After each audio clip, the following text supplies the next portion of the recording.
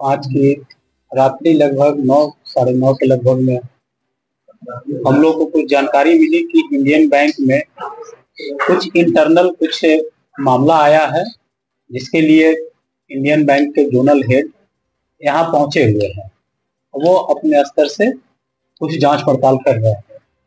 इस सूचना पर मैंने अविलंब एसएचओ शेखपुरा को मामले की तहकीकात करने हेतु इंडियन बैंक में भेजा, तो हम लोग को ये जानकारी मिली कि इंडियन बैंक में गोल्ड लोन के रूप में रखे गए सोना चेस्ट से गायब है और उसमें चेस्ट से गायब करने में इंडियन बैंक के कर्मचारियों की ही मिलीभगत है।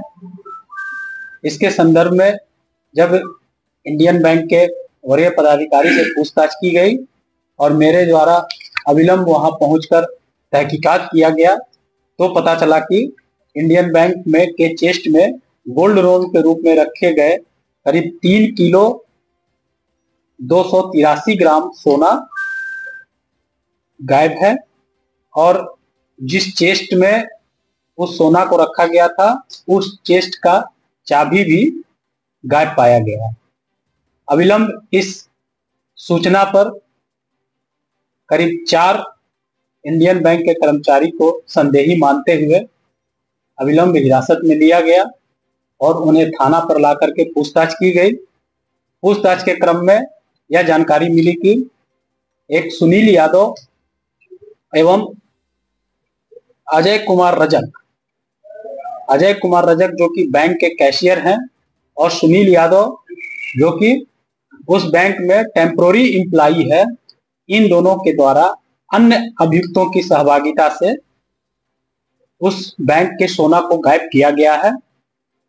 और सुनील यादव के निशानदेही पर सुनील यादव के शाला ग्राम मोहनपुर, थाना सरमेरा, जिला नालंदा के घर से गायब किए गए सोना में से 2 किलो 113.24 ग्राम सोना को उसी रात्रि करीब 3 बजे बरामद किया गया एवं सुनील यादव तथा अजय रजक को उसी निशानदेही के आधार पर पुनः फिर गिरफ्तार किया गया। अभी इस गायब सोना में से लगभग 1 किलो 100 ग्राम सोना अभी भी बरामद नहीं हो पाई है। हम लोग उसमें जो अन्य अभियुक्त इसमें वांछित है उनकी गिरफ्तारी के प्रयास कर रहे हैं और हमें उम्मीद है कि इसमें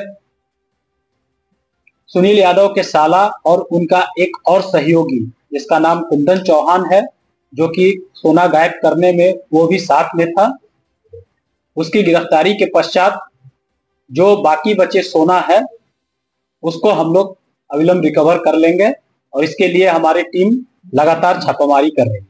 जिनके हाथ से सोना बरामद किया गया सर, क्या उनको भी हिरासत में ली गई है? हाँ, सुनील यादव के साला रंजीत यादव के घर से सोना बरामद हुआ है। रंजीत यादव की समान सहभागिता है यहाँ बैंक से, वो सोना साथ में ले जाते हुए सीसीटीवी फुटेज में दिखे हैं।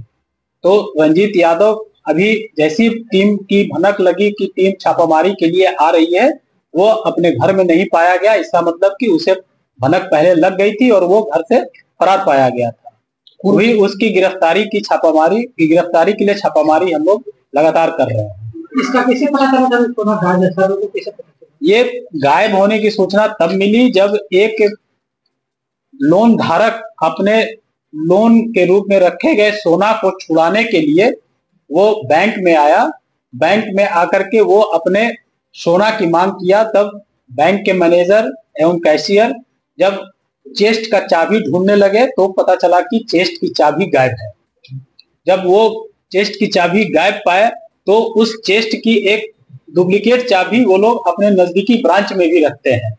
पुनः उस नजदीकी ब्रांच से उसकी दूसरी चाबी मंगा करके जब चेस्ट को खोले तो उसमें देखे कि उस चेस्ट में रखे गए सारे कैश इंटैक्ट पाए गए, उसमें से 1 रुपया भी गायब नहीं था और मगर उसी चेस्ट के लॉकर में रखे गए सारे सोना गायब पाए गए थे। तब उन लोगों द्वारा अपने वरीय पदाधिकारी को सूचना दी गई और वरीय पदाधिकारी जाकर के उसकी तहकीकात कर रहे थे। कितने लोगों का सोना है? 3 किलो। ये इसमें 101 पैकेट सोना उसमें रखा गया था लॉकर में। इसका मतलब कि 101 लोगों द्वारा उस सोना को लोन के रूप में रखा गया था। तो बैंक के मैनेजर ही सब लोगों को सूचना दी है? हाँ, बैंक के मैनेजर अपने उच्च अधिकारी को सूचना दिए। उच्च अधिकारी आकर के यहाँ पर अपना छानबीन करने के बाद हम लोगों को इस बात की जानकारी। कितने लोग इसमें सर शामिल हैं? अभी तक हम लोग के तहकीकात से 4 से 5 लोगों की इसमें सहभागिता है, जिसमें हम लोगों ने 2 की गिरफ्तारी कर चुके हैं और बाकी की गिरफ्तारी के प्रयास जारी है।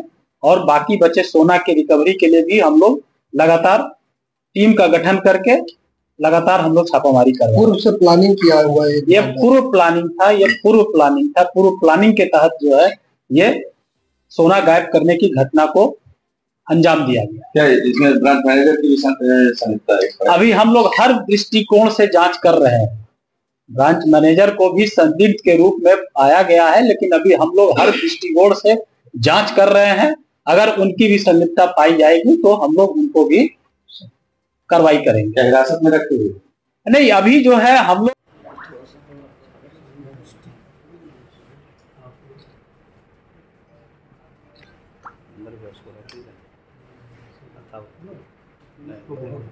मूल्य के करने तक